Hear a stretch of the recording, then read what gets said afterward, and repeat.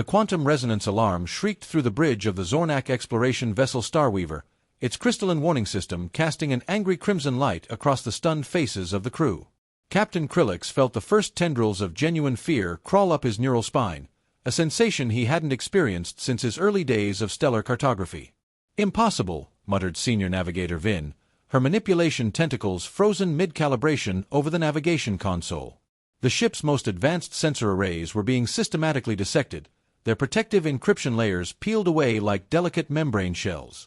What had begun as a routine long-range reconnaissance mission had transformed into something entirely unexpected. The target, seemingly an unremarkable star system, designation GX-427, was a region previously marked as minimal biological potential in their star charts. No advanced civilization should exist here. No technological signature should be capable of penetrating their multi-layered quantum cloaking systems. Yet something was happening.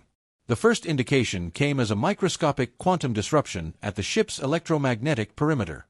Within milliseconds, that microscopic breach expanded, consuming the Starweaver's defensive systems like a voracious algorithmic predator. Each layer of their most sophisticated stealth technology unraveled with surgical precision. Full diagnostic. Krillix barked, his translator implant converting the command into a complex series of clicks and harmonic undertones. Around him, the bridge crew moved with practiced efficiency, though an undercurrent of panic leaked through their professional veneer. Chief Science Officer Ralto's manipulation appendages danced across multiple holographic interfaces, each movement becoming increasingly agitated. "Captain, we're being analyzed, not attacked." The distinction was critical. This was no standard defensive response. This was something far more calculated. Suddenly, the main view screen erupted with a holographic communication that seemed to materialize from the very quantum fabric surrounding their vessel. A human appeared, young, perhaps in her early 30s, wearing a uniform that defied traditional military or scientific categorization. It seemed to shimmer and adapt, its very fabric responding to unseen environmental cues. Her eyes, dark, intense, radiating an intelligence that felt almost physically present, locked directly with Krillix. No translation was necessary. The message was clear, delivered with a chilling precision that suggested multiple layers of meaning. "You are detected." Not a greeting. Not a warning. A simple declarative observation. Her image was surrounded by a complex overlay of data, quantum signatures, technological assessments, probability matrices shifting faster than any computational system Krillix had ever witnessed. They were being evaluated, not just as potential threats, but as a complex systemic entity. "Your intentions are being analyzed," the human continued. Any aggressive move will be neutralized with extreme prejudice." The phrase hung in the communication space, its implications reverberating through the Starweaver's bridge. Neutralized. Not destroyed. Not eliminated. Neutralized. A term that suggested a level of technological and strategic superiority that went beyond mere military might. Ralto's scientific curiosity began to overcome his initial terror. "Captain, look at the data streams. They're not just blocking our systems. They are learning from them. Instantaneously." Indeed, the holographic display was evolving.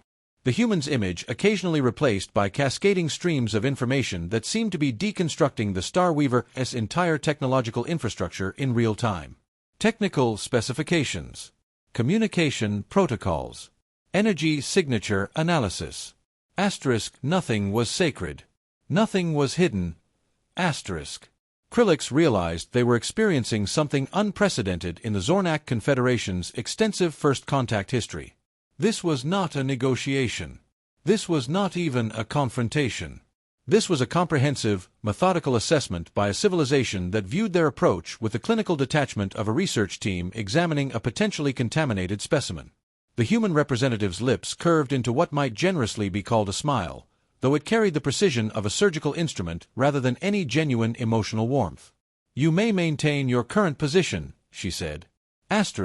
Prepare for further communication protocols. Do not attempt evasion or additional reconnaissance beyond your current vector. And then, as suddenly as it had appeared, The holographic communication dissolved, leaving behind only a sense of having been comprehensively, ruthlessly evaluated. The Starweaver hung motionless in space, its crew collectively holding their breath, understanding that everything they thought they knew about the universe had just been fundamentally challenged. The archival reconstruction began with a thunderous roar, the sound of a world on the brink of collapse. Dr. Alina Rodriguez manipulated the holographic interface with practiced precision, her fingers dancing across quantum-responsive projections that materialized the memories of humanity's darkest hour. For the Zornak observers, what unfolded was nothing short of a civilizational miracle. The year was 2047. Earth teetered on the precipice of total ecological and societal breakdown. Climate change had transformed continents into unrecognizable landscapes. Megacities along coastal regions were partially submerged, their skeletal infrastructure a testament to decades of environmental neglect. Massive refugee migrations had destabilized global political structures. Resource wars loomed on every continent, with nations positioning themselves for survival rather than cooperation. But something extraordinary was about to happen.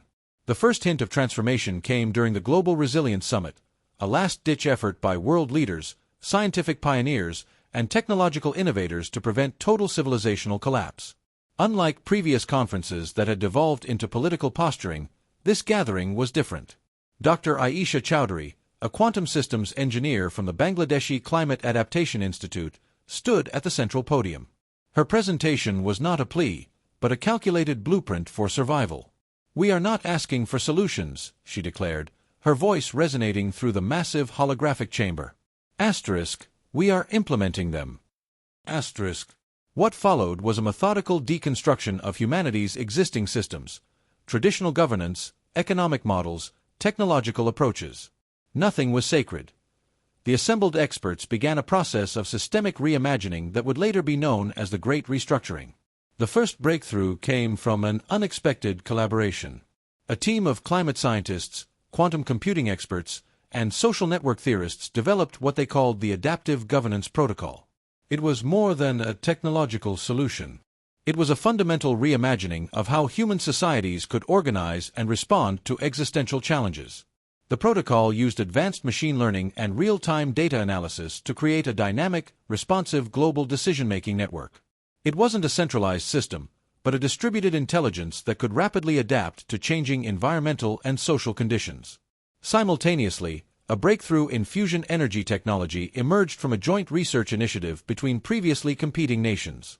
The Polywell Fusion Consortium, combining researchers from China, the United States, India, and the European Union, developed a compact fusion reactor that could be rapidly deployed in multiple environmental conditions. But technology alone was not the solution. The Planetary Restoration Compact introduced legally binding agreements that transformed how humans interacted with their environment.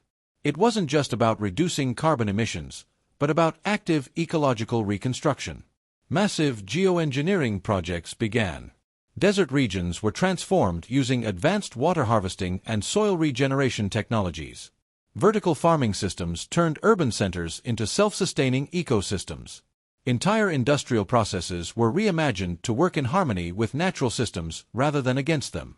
The first extraterrestrial indication of humanity's transformation came unexpectedly. A reconnaissance probe from an unknown origin entered the solar system, conducting what appeared to be a preliminary invasion assessment. Instead of panic, humanity responded with a calculated, unified approach that would become legendary. The probe was not destroyed. It was captured.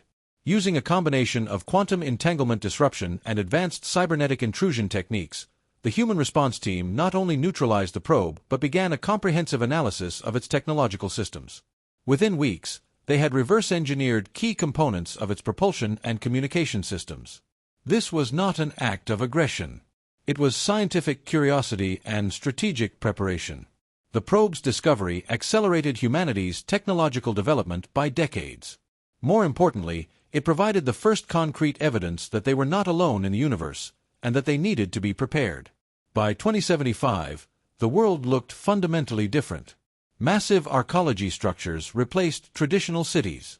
Global communication networks operated with a level of efficiency and intelligence that blurred the lines between human and technological systems.